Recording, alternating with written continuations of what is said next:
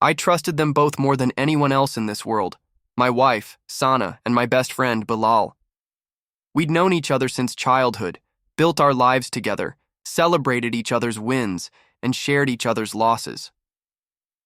When I married Sana, Bilal was the one standing beside me as my best man. I never thought they would be the ones to destroy me.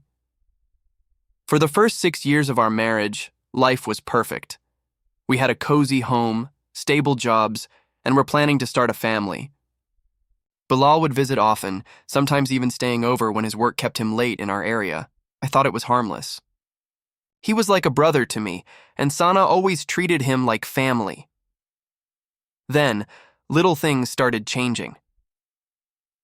Sana became distant, constantly glued to her phone, hiding the screen whenever I walked into the room. Bilal suddenly became less available, to me but strangely closer to her. Whenever I'd mention hanging out, he'd claim he was busy, yet Sana would mention he came by the house when I was at work. I brushed it off, maybe I didn't want to see what was right in front of me. One night I overheard something that shook me to my core. Sana was in the kitchen talking to someone on the phone. I only caught fragments, but I distinctly heard her whisper, "I don't know. What if he finds out?" Followed by a pause and then, "Okay, I trust you, Bilal." I froze. My mind wanted to believe there was an innocent explanation, but deep down, a storm had already started brewing. Over the next few weeks, I paid closer attention. I checked our shared bank statements and saw several unexplained restaurant bills, hotel charges, and online transfers. Every time I asked Sana about it, she brushed it off with quick, rehearsed excuses. Then came the breaking point. One Friday evening, I pretended to work late but parked my car a few houses away from ours. Around 9 p.m., I saw Bilal's car pull up to my driveway. He walked inside like he owned the place. My chest tightened, but I didn't storm in. Not yet. I waited. Hours later, when Bilal left, I went inside. Sana was pretending to sleep, but I could see her breathing heavily, her phone clutched under the pillow. I didn't say a word.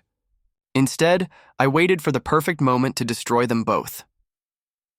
2 months later, Sana came to me with good news. She was pregnant. I should have been happy. We'd been trying for years, but something inside me screamed that this wasn't my child. I played along, congratulated her, and pretended to be overjoyed. Behind the scenes, I ordered a prenatal DNA test. Sana thought I was being overly cautious about hereditary health issues, but in reality, I needed the truth. The day the results arrived, I sat in my car outside the office, gripping the envelope so tightly it nearly tore in my hands. My heart raced, my palms sweated, and when I finally opened it, I felt like the ground vanished beneath me. The child wasn't mine. I couldn't breathe. My entire world, my marriage, my friendship, my trust, had been built on lies. I didn't confront Sana immediately. I needed a plan, a brutal one. I spent the next few weeks gathering evidence. I hacked into our home Wi-Fi, mirrored her WhatsApp chats, and downloaded every conversation between her and Bilal. What I found made me sick. Bilal was the one who encouraged her to cheat. He told her I was boring, that she deserved more excitement, and convinced her I'd never find out. He even sent her articles claiming affairs could strengthen marriages if done secretly. They joked about me being clueless while they spent my money on hotel rooms and gifts. But I wasn't clueless anymore. When Sana's delivery day approached, I set my plan in motion. I organized a small baby shower at our house. Family, friends, and even Bilal were invited. Everyone was laughing, celebrating, and taking photos when I suddenly stood up, holding a single white envelope. "I have a gift," I announced. "Not for the baby, but for the parents." Sana smiled nervously. Bilal shifted uncomfortably. I opened the envelope and pulled out the DNA results, my voice steady as I read aloud. "This test confirms with 99.99% accuracy that I am not the biological father of this child." The room went silent. Sana's face turned pale, her hands shaking as she clutched her belly. Bilal froze, eyes wide, unable to move or speak. Gasps filled the room as whispers spread like wildfire. I turned to Bilal.